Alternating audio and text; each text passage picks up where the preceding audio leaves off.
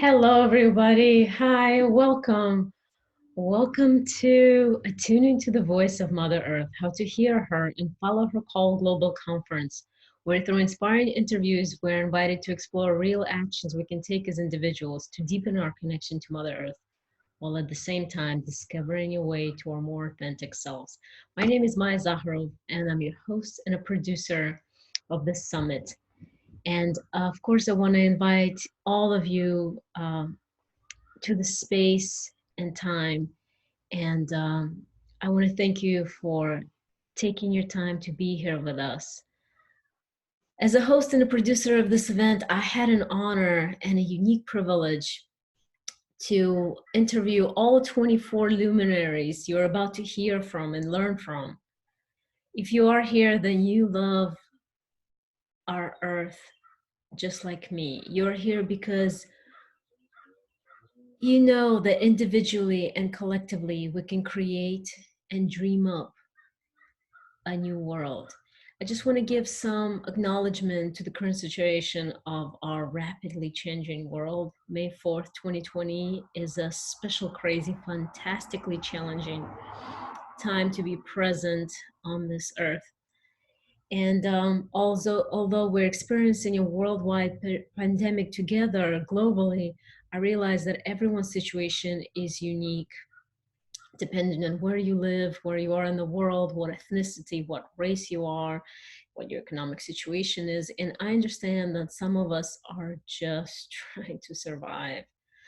It is my hope and my prayer that this summit will bring you some solace and a way forward in this challenging time.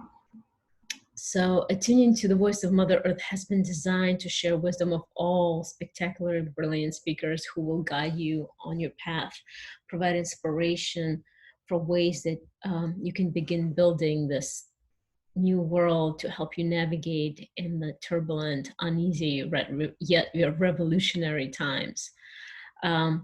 I wanted to tell you a little bit about my story and what led me to create the summit. I grew up by the Black Sea in Odessa, Ukraine. The Black Sea had a huge role in influencing my childhood and upbringing. When my parents told me about the days that when they were young, the Black Sea had more life, more bounty in it, and that things have been decreasing and the fish side is smaller and things are just not the same. I was about 10 years old at that time. I think it's the first time that I've heard about environmental problems. So long story made shorter, eventually this led me to move to US, where I majored in environmental science and worked as an environmental consultant for nearly 2 decades. So throughout the course of my career, I have walked and seen thousands of miles, mostly in Eastern US. After some time, though, I became disillusioned with environmental consulting and our environmental policies as a whole, because while they do exist and they're implemented, they're just not sufficient. They're not enough. They do not protect the public health, and they do not protect the earth to the degree to which we need that protection. There's still widespread environmental degradation in the US and around the world. So I felt called to create this event because, like many of us, I have always been captivated, fascinated by her breathtaking, infinite beauty of our planet. And the reason why I wanted to become an environmental scientist to begin with was to help heal the earth, but that didn't turn out to be enough. Working as an environmental consultant, I found myself being constrained by local and federal environmental laws, which did not prevent environmental degradation the way it should have been prevented. I saw a wide spectrum of environmental regulation and policy and how it differs from state to state and even county to county. As a whole, though, I didn't think policy translated so well into the practical side of things. And as a result, I saw beautiful parcels of land being developed with mitigation rarely making up for the destruction. not because environmental consultants or our current clients cut any corners, but because ultimately the laws and regulations were not sufficient. They are written for allowable harm to the environment. They do not prevent environmental degradation, and disasters are increasing and worsening every year globally. So it occurred to me that it is our disconnected state from her, from our planet on a personal level. We have to foster our personal connection with her and find our own way of belonging to her, a way of developing our relationship to her. So I just want to also acknowledge that I understand that our audience is very diverse, and it's not just our audience is not just in the US. In fact, people from all over the world have registered, and I'm so thrilled and grateful. But I speak from personal experience, and I speak of environmental regulations in the United States. So globally, though, environmental disasters and are worsening all over the world. So I think it's applicable to different countries to varying degrees. And in fact, I think some countries are lacking environmental regulation and definitely implementation altogether. So it's applicable in that way. So back to I think 7 years ago, I took a trip to the soul, to Peru, with Mariela Maya, who organized it. And I consider her to be one of my mentors. She's going to be speaking in the event uh, also, and her interview will be airing later today at 6 p.m. Eastern Standard Time. So during our trip to Peru, we spent time with indigenous communities living in close connection with the earth, with their immediate environment in very close connection to nature. And they give something called Aini, which is a thank you, an offering to the land, to the earth. And they take it very seriously. It's offered in ceremony and ritual. It's a dedication. And after the trip, this is what I realized what's missing, not only from my life, but it's a missing piece of the puzzle in the world. I think as a society, we need to develop our own, preferably daily practices of relating to our planet. And it is from this place of connection to Her Majesty, to Mother Earth, that we can take action in this real world. We need to stand up and speak up for her rights and for our human rights. As someone said, uh, think globally but act locally. We have environmental problems close to home, all of us. I, for instance, live in North Florida. It's a home to most concentrated area of artesian springs in the world. The springs, unfortunately, have been steadily declining in quantity and quality over the years, with so many problems plaguing them, from water overuse, non-sewing sport pollution like agriculture. We have a water bottling plant, and they're now asking for a renewal of another 20 years of pumping using our water and not really paying for the water.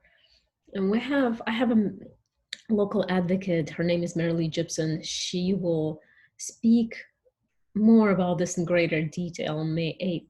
But of course, this is a separate topic in itself. So just the point is that everyone has a number of local environmental issues we can become a part of or be a solution for.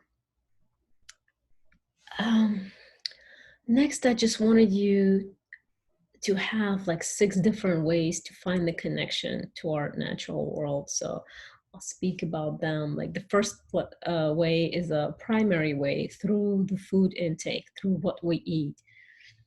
Just ask yourself, where does our food come from? Who grows it and how?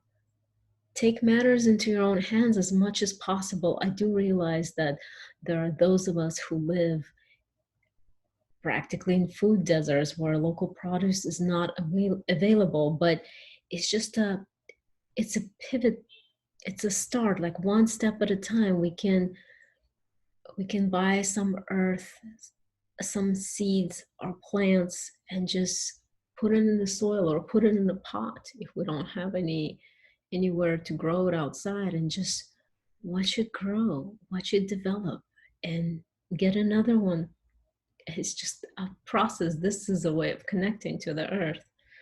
So seeing the food grow and enjoying the fruits of your labor is definitely a huge way of connecting to Mother Earth.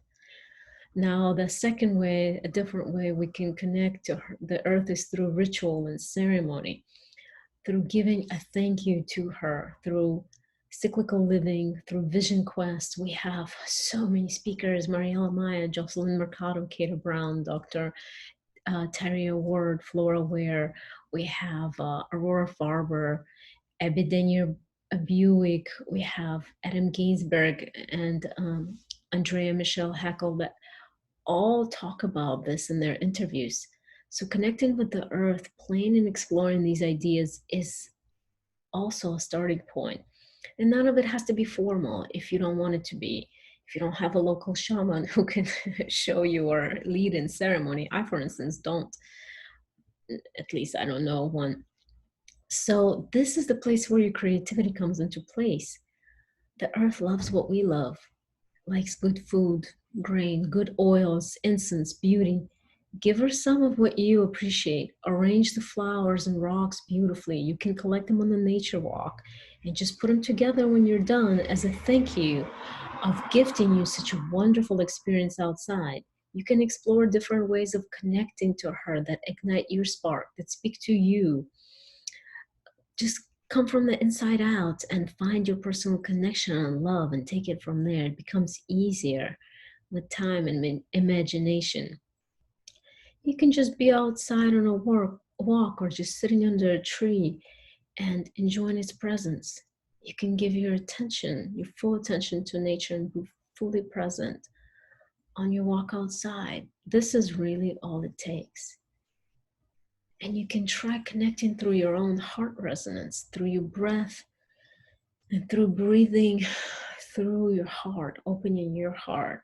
Dr. Roland McCready with the Heart Math Institute talks about this practice in greater detail, and that's coming up at later today at 4 p.m. Standard Eastern Time.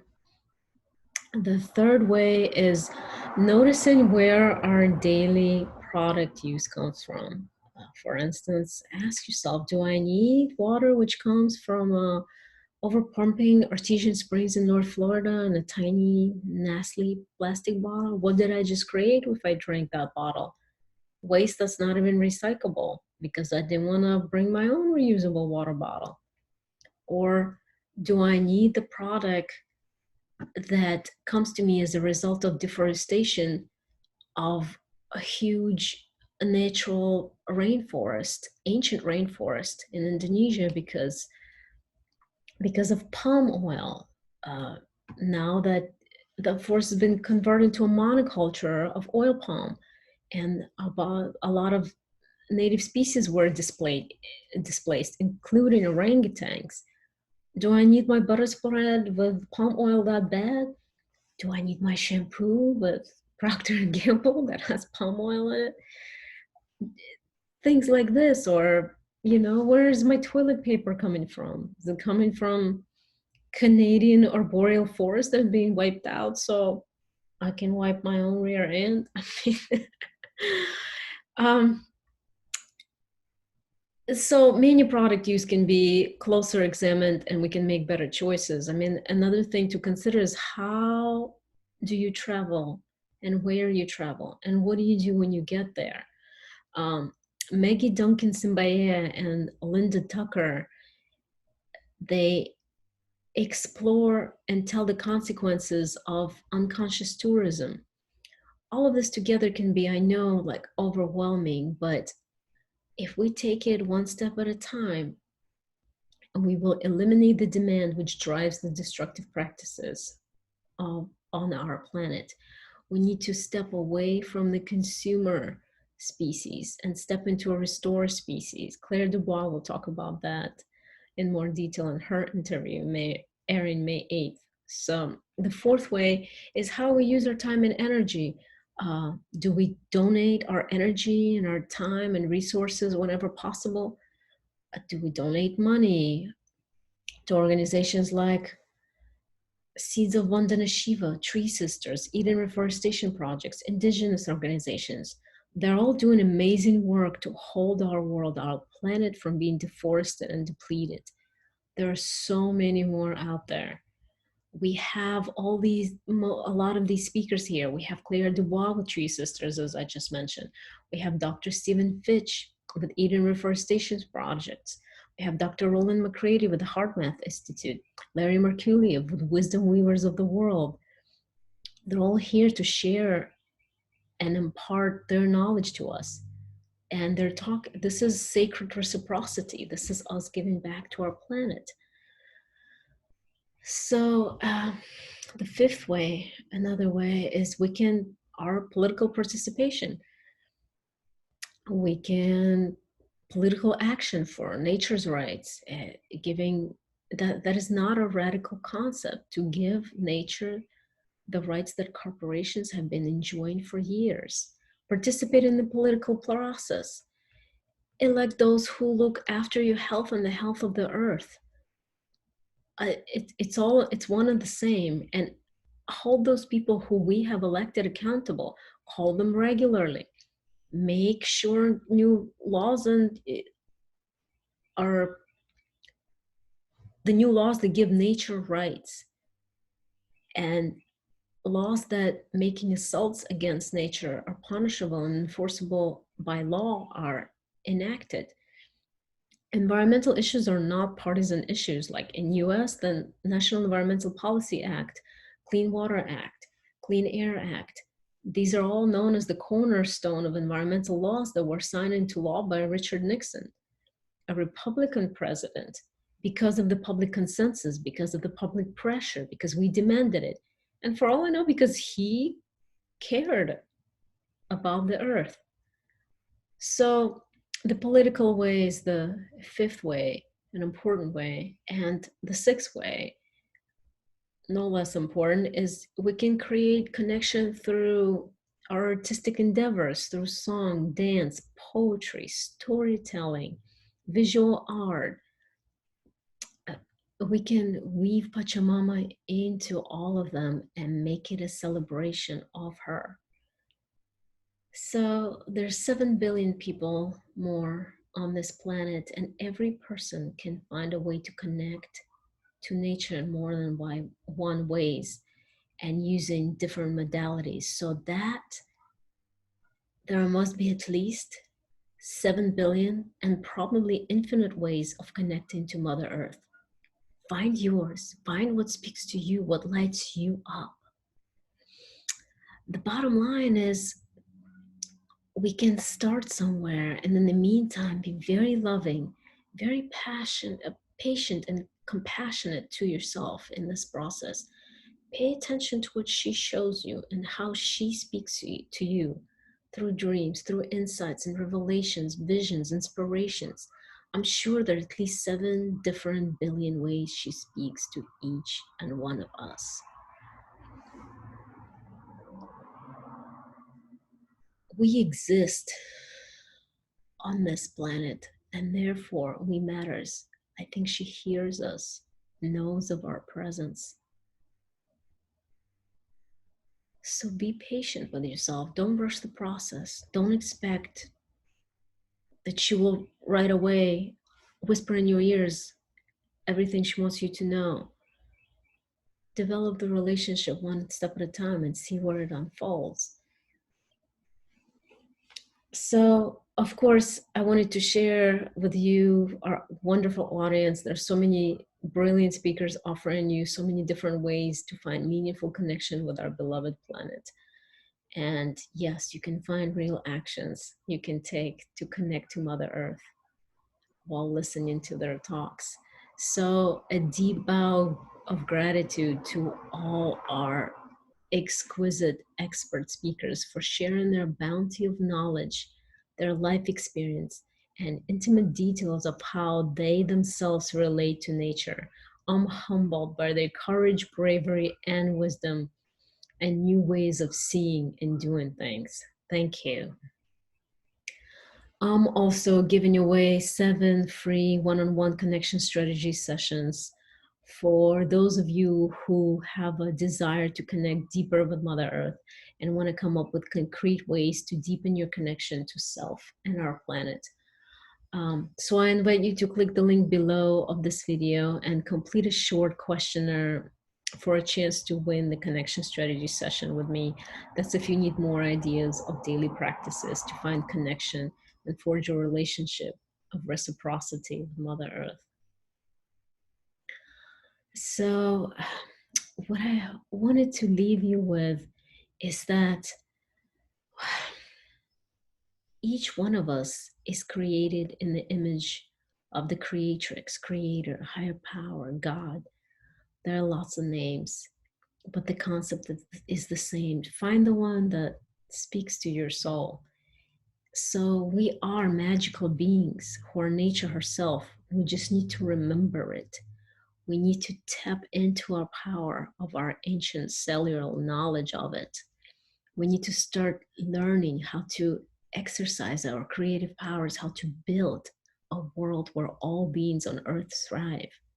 It is possible to tap into our dreaming, our creative capacity to bring this forth. We can shape our collective future together.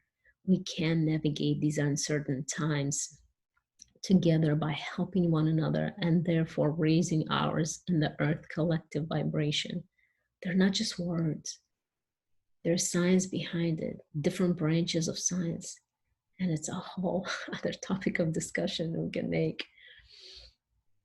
But we are the ones we've been waiting for. We don't need to wait for a Messiah, for someone more special than us to come and save us. We need to step up and take responsibility for our actions, our words, and our thought forms. When we can claim our divinity and as a result assume responsibility for ourselves, we can imagine and hold a new vision for the future. And it will become a reality. It is our responsibility to co-create the world where reciprocity with nature is normalized, where we are, and I mean by we as all-encompassing, the water, the air, the oceans, the rivers, the forests, the birds, the animal, all living biome, we can thrive individually and collectively. This is the world that we can create. It is the time to create the very best future we're capable of together for us, for our planet, and for future generations of all inhabitants of planet Earth. I want to thank you so much again for dedicating your time to hearing all the wisdom of the speakers. I want to thank you from the bottom of my heart for making this time. I love you. Enjoy the summit.